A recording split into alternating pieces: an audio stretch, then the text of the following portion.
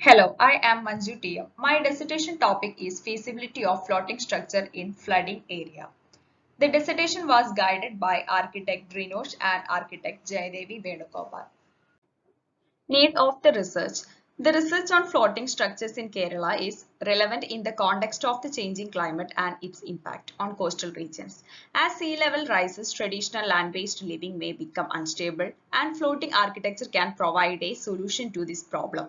The research can help identify the most effective methods of creating sustainable living environments for residents of Kerala that are resilient to flooding and sea level rise. Central research question. Are floating structures the only solution for future sea level rise and are they adaptable for Keralians? The sub-research questions are: what is floating structure and how does it help in future disaster? Is it sustainable and how it will be solving the problem of providing safe home in vulnerable disaster conditions and how much adaptable in Kerala context? Aim of the research: to study the feasibility of floating structures in the Kerala region. The objectives are to study the principle behind floating architecture, understanding of the floating architecture methods, design parameter for floating structures, how it will help in current and future scenario, and to study and identify the problem of Kuttanad region. The scope of the research. Parameters of the study are identified: major vulnerable areas affect flooding, the understanding of feasibility of floating settlements, and the adaptation of floating settlements in Kerala context. The limitations. The number of the real scale case studies are less. Literature review can be classified into: what is the floating architecture, what are the floating architecture methods, design parameter for floating structures, need of floating structure and how it will help in current and future scenario, material for superstructure, and to study about the Kuttanad region. The principle of floating is based on Archimedes' law, which states that a body placed in a fluid will experience an upward force called the buoyant force. The buoyant force is equal to the weight of the fluid displaced by the body. If the weight of the body is less than the buoyant force, it will float in the fluid. If the weight of the body is greater than the buoyant force, it will sink in the fluid. The amount of fluid displaced by the body will determine the buoyant force and therefore its ability to float. According to the structure, we can be categorized by their foundations and their relationship to the water. These dwellings include trap dwellings, static elevations, pile dwellings, amphibious dwellings, and floating dwellings. Some types have been used for centuries while others are relatively new, such as the amphibious house. However, each type have proven resilience in the event of rising water level. The trap dwellings. A trap is an artificial earthwork mound created to provide safe ground in the event of a rise in water levels. The trap dwellings were built up to 15-meter high and was intended to keep a house dry and provide enough space for cattle and food storage. The first trap dwellings were built in the Netherlands dating back to 500 BC. Static elevation. One of the most common retrofitting method is elevating a house to a required base flood elevation. When a house is properly elevated, the living area will be above all but the most severe floods.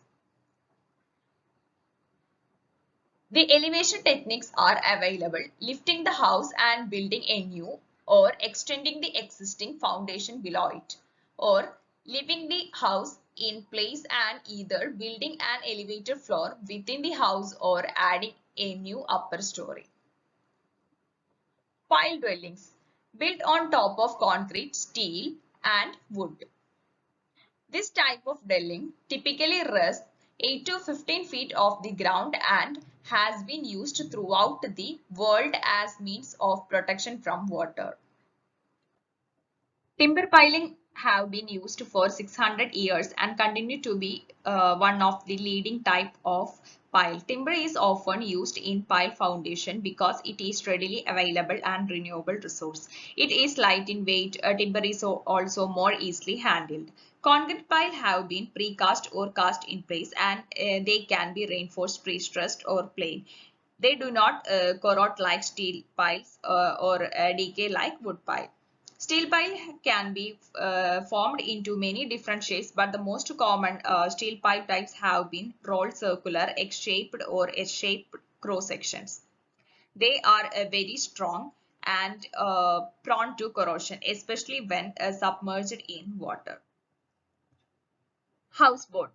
Houseboats began with the conversion of ship and fishing vessels into a livable environment. These types of house resemble a land-based property in its design and construction, yet are buoyant enough to withstand the force of water. The Kettuvallam is a large floating structure with high load carrying capacity, was a part of Kerala culture and heritage over the past years. Amphibious dwellings. Amphibious housing is a dwelling type that sits on land but it capable of floating. During a sudden rise in water, a house will be lifted by the water provided either by pontoons or hollow basement. Design parameter for floating structures. Type of floating foundations. The first one is EPS with concrete filling. This type is based on a core of polystyrene foam EPS and concrete shell. This system gives the possibility to build on water and results in less drought, so it can be used in more shallow water. The system is also unsinkable and not toxic. EPS doesn't decompose and it provides therefore lifetime durability. The material is 100% recyclable. Concrete hull. The concrete hull is made from concrete, which means there is no rusting and condensation is minimal. These are hollow boxes of reinforced concrete with enough buoyancy from the interior airspace to support the concrete as well as the structure. Pneumatic stabilizing platform. It is consists of multiple cylinders made of steel or concrete or plastic. The air which is enclosed in the cylinder by the deck on the top side and on bottom side by the water gives a platform its buoyancy. The last one is plastic bottles. It utilizes plastic 2-liter beverage bottles, incredibly cheap and resist to seawater. Material for a superstructure, we can use timber. It is a heat retaining, soundproof, moisture proof and fireproof. The next one is lightweight steel. The strength weight ratio of steel is highest in all material, so it can be used to build a large span space and good performance to withstand strong winds. GFRC or glass fiber reinforced concrete is an engineered material that contains cement, polymers and glass fibers. It's mainly used for extreme external applications since it's increase its load bearing capacity. It produces an extremely lightweight yet durable materials. GFRC concrete can be cast in thinner section and is therefore as much as 75% lighter than similar piece cast with traditional concrete. The last one is ferro cement. A mixture of cement, sand and water is layers on wire mesh and steel reinforcement. It is light in weight than the concrete and also it's waterproof. It is used to construct relatively thin, hard, strong surface and structures in many shapes such as hulls for boat, shell roofs and the water tanks. Floating structure and how it will help in current and future scenario. Protection from natural disasters, climate change solution, housing alternative for crowded cities, renewable sources and low environmental impact. Kuttanad region. Kuttanad wetland is located at the southern portion of India. Primarily, it is a deltaic formation of 5 river systems: Meenachil, Pamba, Manimala, Muvattupuzha and Achankovil, located in the fertile low-lying area of Vembanad Lake. The Kuttanad wetlands spread over the districts of Alappuzha, Kottayam and Pathanamthitta and forming a part of the Vembanad wetland system. Kuttanad is subdivided into 6 agroeconomical zones: Upper Kuttanad, Kayal land, Vaikam Kari Lower Kuttanad, North Kuttanad and Purakkad Kari.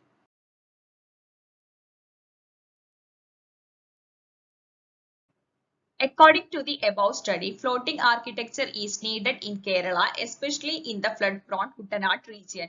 This is a permanent mitigation program that can be used to reduce flood in Kerala due to climate change and annual floods.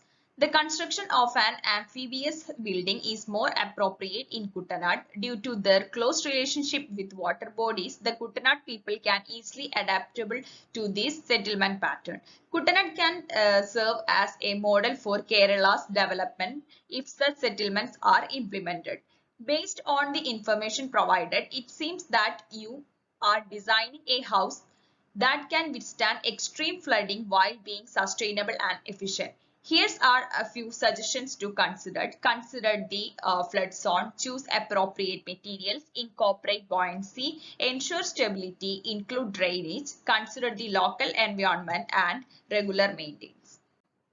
Some potential knowledge gap in research on floating architecture in Kerala include there is a scarcity of real-life projects that can serve as case studies and provide researchers with valuable data. There is limited awareness of floating architecture which may result in lack of interest and funding for research in this field. There is inadequate knowledge of modern technology for constructing amphibious building, which can be impaired progress in designing sustainable and resilient structures.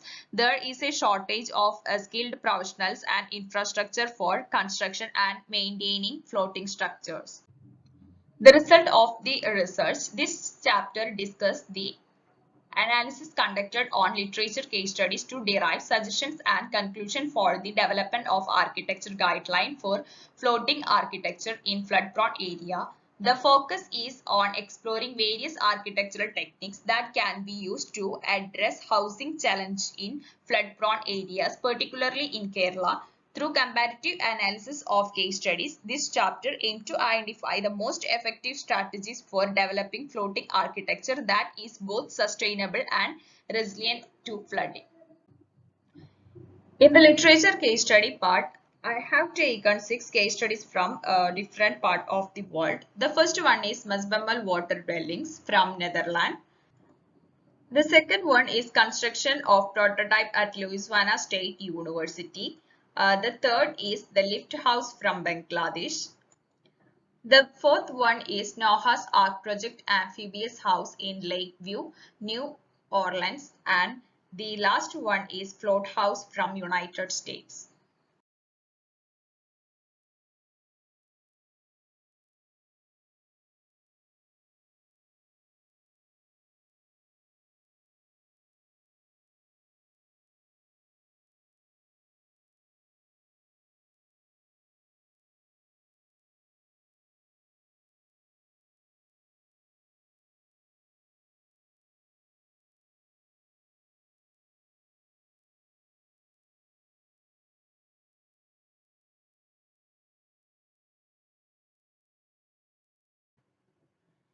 Amphibious house have been proven to be low-cost flood mitigation strategy that can be installed successfully in flood-prone areas such as Kuttanad.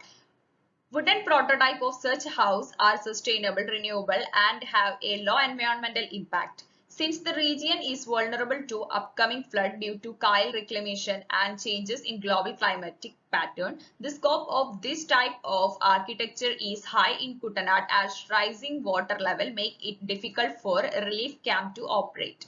Amphibious construction are a viable alternative. In addition to being functional, amphibious house can also be aesthetically appealing, creating a unique look in the region. Therefore, this type of construction can serve as a sustainable and practical solution to the flood problem in Kuttanad. Designing an amphibious structure for flood protection would require careful consideration of various factors to ensure its effectiveness and resilience. The first one is buoyant foundation. As studied in the lift house, it is more sustainable and cost effective. Both the ferrocement foundation and the used water bottle foundation can provide similar result when floating on water. However, a ferrocement foundation can be significantly more expensive to construct than the water bottle foundation. especially if it is produced on large scale. One advantage of the water bottle foundation is that it is an eco-friendly solution. By reusing these bottles in construction, we can reduce waste and promote sustainability. However, it may be challenging to collect large amount of used water bottles, especially in areas where recycling infrastructure is not well developed. For superstructure, we can use different kind of lightweight materials like timber, bamboo, and EPS panel. Bamboo is a popular building material in many parts of the world, particularly in Kerala. It has high compressive strength, making it suitable for use in structural applications. Bamboo is also lightweight, make it easier to transport and handle than heavier material like timber or concrete. Timber is another popular building material and it has been used for construction for thousands of years. Timber has high strength to weight ratio and is relatively easy to work with, making it a versatile material for many different types of structures. Timber is also a renewable resource that can be harvested sustainably, making it an environmental friendly choice. EPS panels are a type of lightweight insulation material that can also be used as structural component. EPS panels are a popular choice for roofing within a wooden structure framework due to their numerous advantages. They are resistant to water, preventing humidity and bacterial growth, which is a crucial for maintaining a healthy indoor environment. EPS panel provide excellent thermal insulation, helping to regulate temperature and reduce energy costs. Also, it is flexible and easy to install, which saves time and reduce labor cost. For service, flexible pipes used to connect house to city infrastructure are vulnerable to collapse during floods, particularly in a remote area. Building houses that are independent of city infrastructure can help overcome this challenge.